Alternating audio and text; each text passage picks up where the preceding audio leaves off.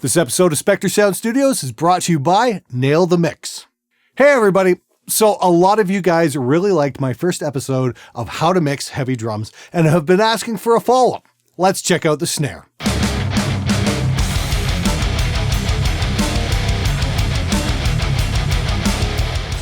So a little while back, I did the Tominator demo and I got a lot of positive feedback on the snare sound. I thought I'd take a look at those clips and show you guys how I did it. It's nothing really out of the ordinary, just careful mic placement and tuning on the snare drum. That and Jackson Ward on the kit, as the drum sound is very much in the hands of the drummer and that kid knows how to hit.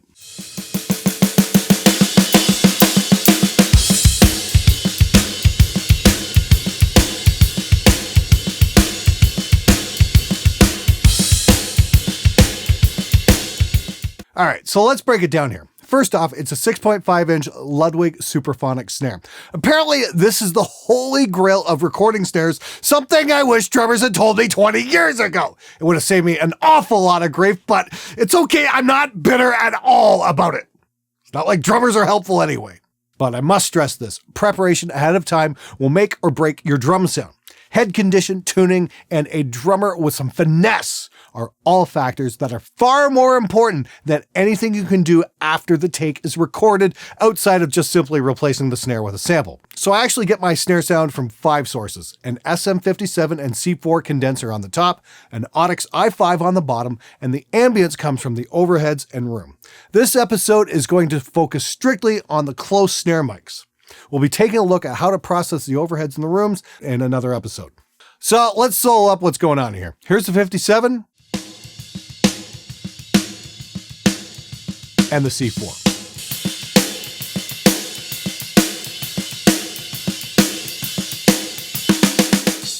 And if you notice, the bottom mic is completely out of the mix. It's got a bit of a papery sound, and I really only use it as a safety net if I can't quite get what I want out of the other mics. Better safe than sorry. But in this case, it really doesn't add too much.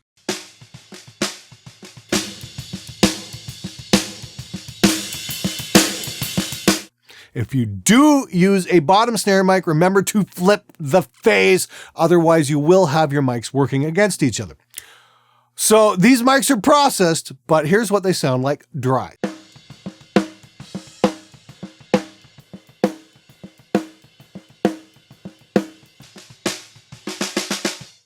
So yeah, there is a fair amount of processing going on. I tend to favor the C4 in the mix as opposed to the 57. Bear in mind that I make sure that these two are phase aligned when I'm in the tracking stage. The X clip or the Wilkinson clip are fantastic for this application. They beat the hell out of duct tape. As always, when I'm in Reaper, I'm using the Slate Virtual Mix Rack as my weapon of choice. Up first, it's the virtual channel in the Brit N mode, followed by the CS lift for a touch of high end. Next up is the FGN, which completely kicks ass on the snare. I've got a heavy boost of nearly 10 dB at 10K for the air, 3 dB at 3.5K for a bit of bite, and a couple of dB at 90 Hz for some thump, and that is it.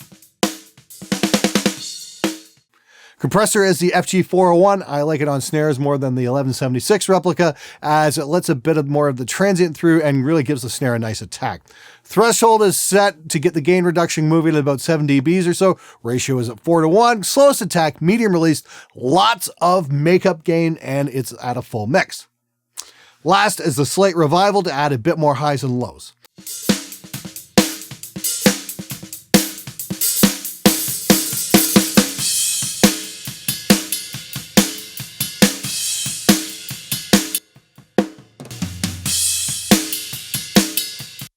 Now, depending on the drummer and how hard he bashes the cymbals, I'll either use a gate, Tominator, or other plugins to deal with the bleed. I will get into that more in a future episode dealing with advanced gating techniques.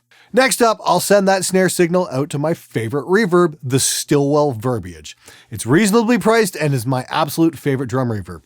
The settings I'm using were actually recommended by Nolly from Periphery, and I'll put them up here so you guys can get a good look. It's a wonderful place to start.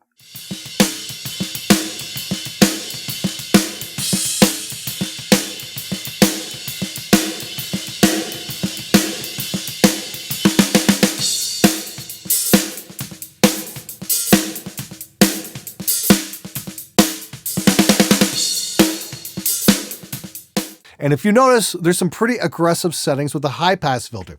This is always a good idea as you don't want tons of low frequency garbage clouding up your mix. You simply don't need to reverberate your lower frequencies. Even if you're not using verbiage, roll off the bottom of your snare send. Now in the mix, I'll use drum reverb sparingly, anywhere from negative 18 to 12 dB on the send, and I find it's a good idea to use as little reverb as possible so you don't cloud up your mix. Next up, the 57 gets mixed in with not quite the same settings. The EQ is a little less aggressive on the top and has more of a boost on the bottom. Things are slightly more aggressive with the CS lift and revival as well. Most notably, this mic is not compressed. I find blending the two mics this way gives a better picture of the dynamics of the player.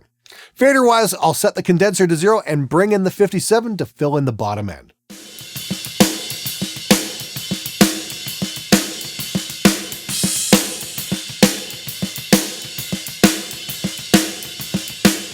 It's a fairly subtle move, but quite effective in rounding out the overall sound. Sort of like using more than one mic on a guitar cabinet.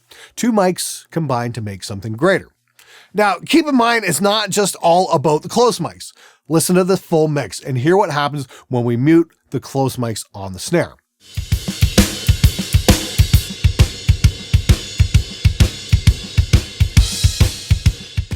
As you can see, there's a lot going on in terms of ambience. Remember, guys, the key to a great snare sound isn't just the close mics. Now, I've got to stress, keep checking your polarity as you make your mix changes. An out-of-phase mic can easily get past you and can really work against you. There are a couple of solutions to this. Harrison has an automatic polarity optimizer that has to be seen to be believed, and SoundRadix has a phase optimizer plugin called AutoAlign that I'll be demoing in a few weeks. All right, that's it for this episode. Next up, tom mics. Stay tuned for that, and if you want to get into it sooner, join Nail the Mix. December's project is going to be a Gojira track, and it's going to be wicked. Hey guys, thanks so much for watching this episode. If you like the content, please support the channel either at my SMG shop or through my Patreon. If you want to see more, hit one of the playlists. Thanks for watching. I'm out of here.